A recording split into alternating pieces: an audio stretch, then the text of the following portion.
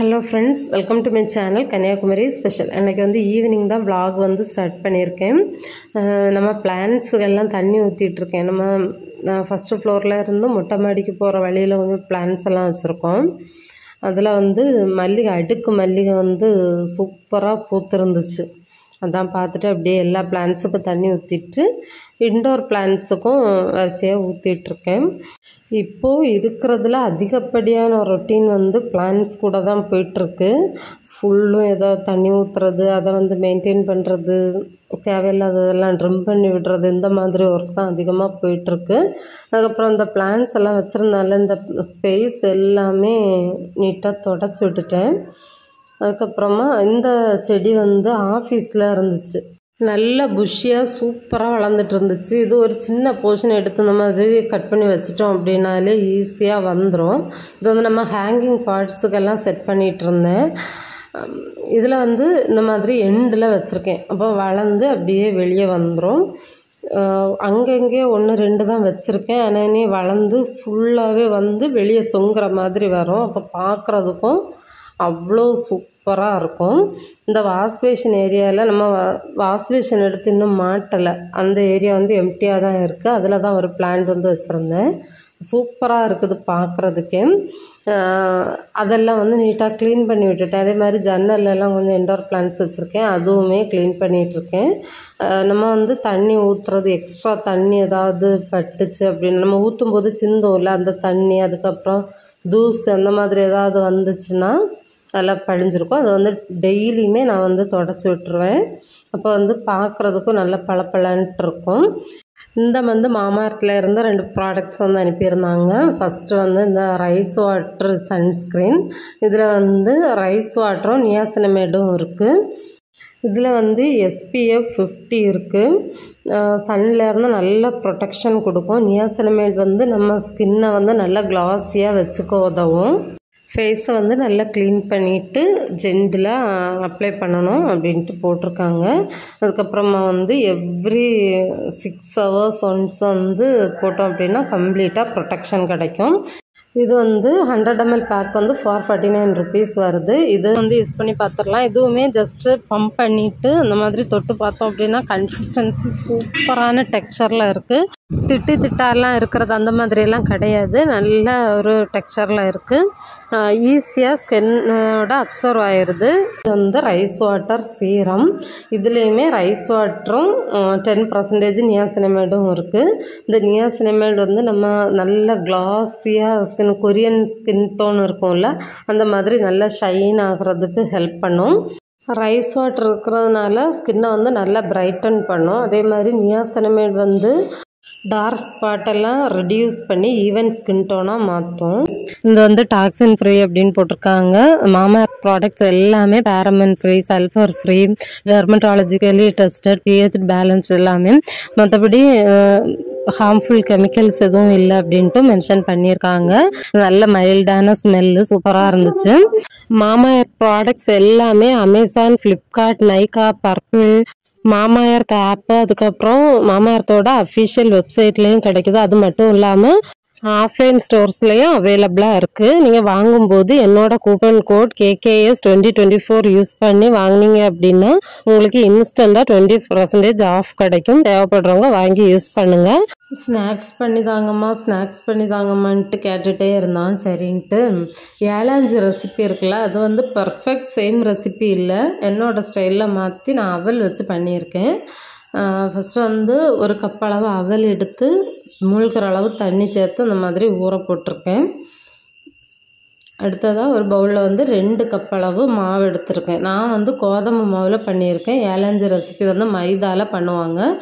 மைதா இப்போ அவைலபிளாகவும் இல்லை, நான் வாங்குறதும் இல்லை பெருசாக. கோதுமை மாவில் வந்து பண்ணியிருக்கேன். சூப்பராக இருக்கும், ட்ரை பண்ணி பாருங்கள். ஃபஸ்ட்டு 1/4 டீஸ்பூன் மஞ்சள் பொடி, 1/4 டீஸ்பூன் அளவு உப்பு இவ்வளவும் போட்டு கொஞ்சம் கொஞ்சமாக தண்ணி சேர்த்து மிக்ஸ் பண்ணி எடுத்துக்கணும். மொத்தமாக சேர்த்தோம் அப்படின்னா கண்டிப்பாக கெட்டிப்படும். கெட்டிப்பட்டாச்சுன்னா ஏலாஞ்சி நல்லா இருக்காது. ஒரு மாதிரி அங்கங்கேயே மாவு திட்டாக இருக்கும். சவைக்கும் போது வாயில் பட்டுச்சுன்னா ஸ்நாக்ஸ் சாப்பிட்ற மூடே போயிடும். ஸோ அதனால் நல்லா சூப்பராக மிக்ஸ் பண்ணி எடுங்க. கை வச்சு வேணாலும் மிக்ஸ் பண்ணிக்கோங்க. ஆனால் கொஞ்சம் கொஞ்சமாக தண்ணி சேர்த்து மிக்ஸ் பண்ணி எடுங்க. நல்ல டெக்ஸ்சர் வந்து சூப்பராக வரும்.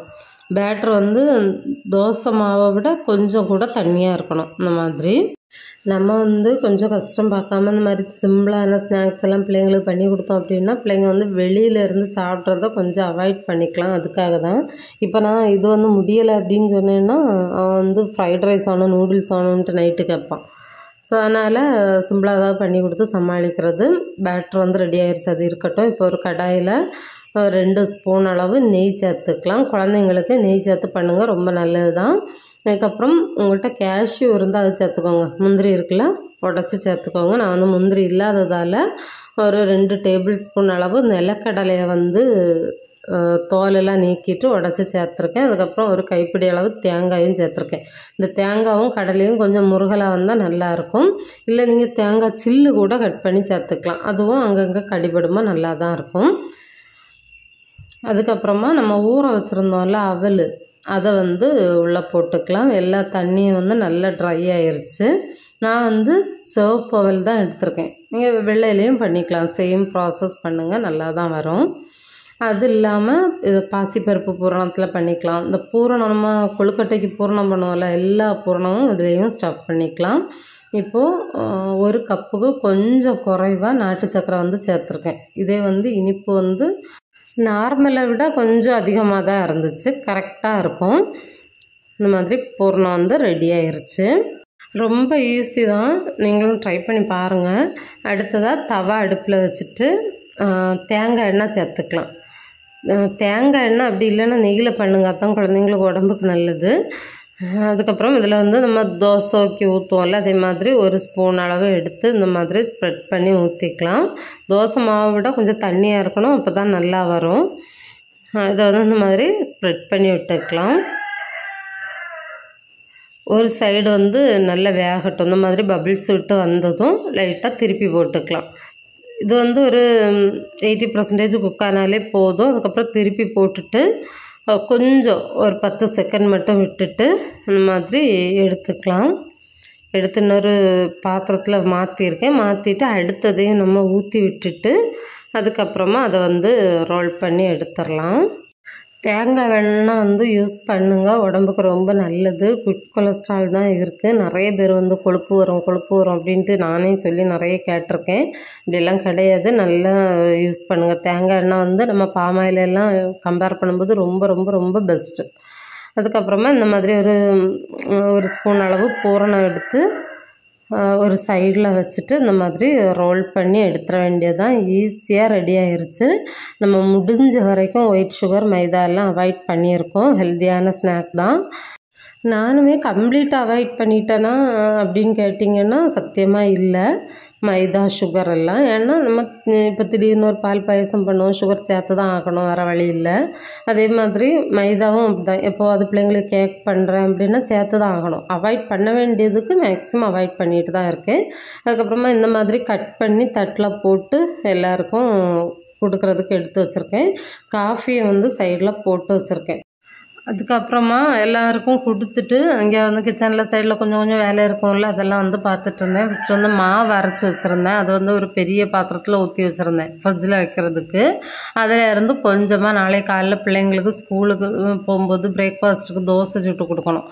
ஸோ அதுக்கு வந்து கொஞ்சம் மாவு எடுத்து புளிக்க வச்சிடலாம் அப்படின்ட்டு எடுத்து வச்சிட்ருக்கேன். மீதியை வந்து அப்படியே ஃப்ரிட்ஜில் வச்சுருவேன். இட்லி எல்லாம் வந்து பெருசாக விற்கிறதே இல்லை, பிள்ளைங்களுக்கு பிடிக்காது. பிள்ளைங்க வந்து ஃபுல்லும் இந்த முறுவல் தோசை அப்படி தான் கேட்பான்.